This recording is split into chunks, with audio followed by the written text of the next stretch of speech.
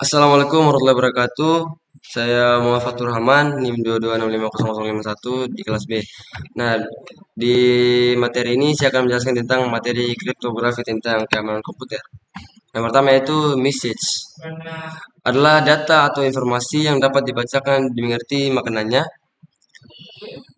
Nama lain plain text atau teks jelas. Yang kedua itu bentuk rupa pesan atau teks, gambar, audio, musik, video, dan lain-lain. Pesannya ada yang dikirim via pos, kurir, saluran telekomunikasi, dan lain-lain. Disimpan dalam media penyimpanan storage berupa disk, kaset, dan lain-lain. Teks, semua bersaudara, gambar, gitu. Nah, terus adalah terminologi, yaitu pengiriman eh, dan penerima. Pengirim dan penerima bisa berupa orang, komputer, mesin, dan lain-lain. Pengirim ingin pesan yang dikirim secara aman, di mana pihak lain tidak dapat membaca atau memanipulasi pesan. Contoh pengirim, Alice, penerima, Bob. Nah, ini adalah contoh dari pengirim dan penerima. Bisa melalui telepon. Nah, di situ tadi adalah ada chip hypertext atau pesan yang telah disandingkan sehingga tidak bermakna lagi. Tujuannya agar pesan tidak dapat dibaca oleh pihak yang tidak berhak. Nama lain atau kriptogram atau kriptogram. Ciphertext harus dapat dikembalikan menjadi plain text semula. Nah, ini adalah contohnya. Ini plain text dan ciphertext. Terminologi enskripsi adalah proses penyandikan plain text menjadi ciphertext. Nama lain encipering. Deskripsi atau description. Proses pengembalian ciphertext menjadi plain text semula. Nama lainnya itu deciphering. Nah, notasi matematik misalkan C ciphertext, P plain text. Fungsi enskripsi memetakan P ke C. Fungsi deskripsi dan memetakan C ke P. Fungsi enskripsi dan deskripsi harus memenuhi sifat. Terus itu adalah kriptografi. Kata kriptografi berasal dari bahasa Yunani, yaitu hidden atau secret. Artinya secret writing. Definisi lamanya, kriptografi adalah ilmu dan seni untuk menjaga kerahasiaan pesan dengan cara menyandingkannya ke dalam bentuk yang tidak dapat dimengerti lagi maknanya. Definisi barunya itu kriptografi adalah ilmu dan seni untuk menjaga keamanan pesan. Algoritma kriptografi, aturan untuk encipering dan deciphering atau fungsi matematika yang digunakan untuk enskripsi dan deskripsi pesan. Terus adalah encoding atau decoding. Encoding adalah transformasi dari plain text menjadi kode. Decoding transformasi kebalikan dari kode menjadi plain text. Dokumen yang digunakan untuk mengimplementasikan suatu kode. Buku kode terdiri dari tabel lookup untuk mengcoding dan decoding kode backer. Orang-orang yang memecahkan kode untuk menentukan plain text lain seperti gambar sini. Terminologi kunci atau key.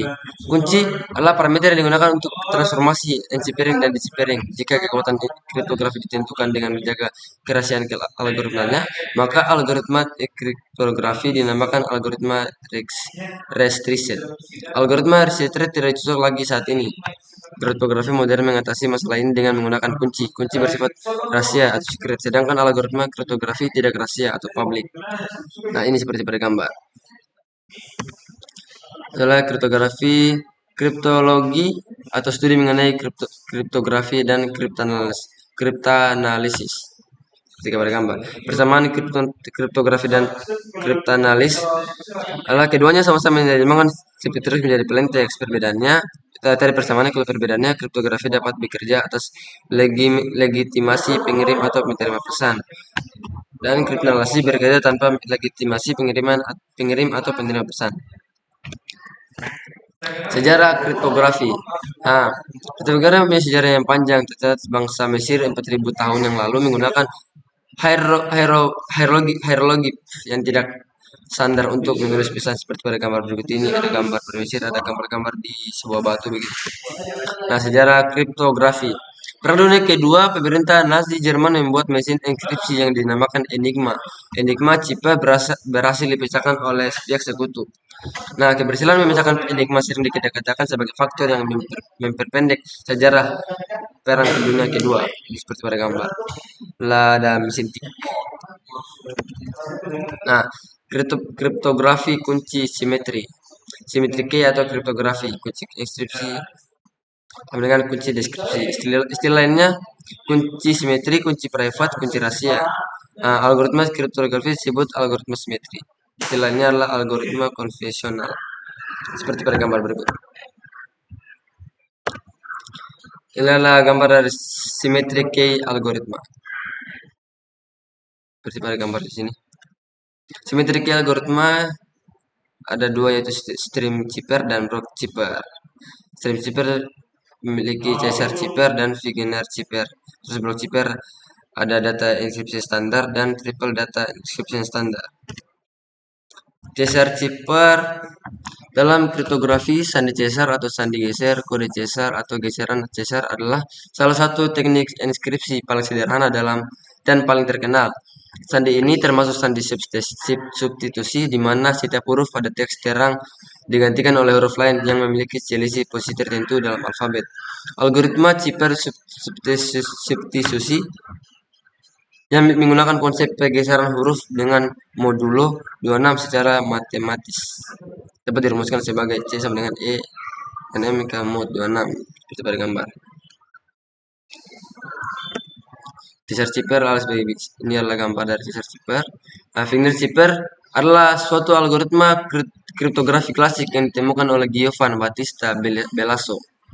Beliau menuliskan metodenya tersebut pada bukunya yang berjudul La Cifra del Sig Giovan Battista Belasso pada tahun 1953.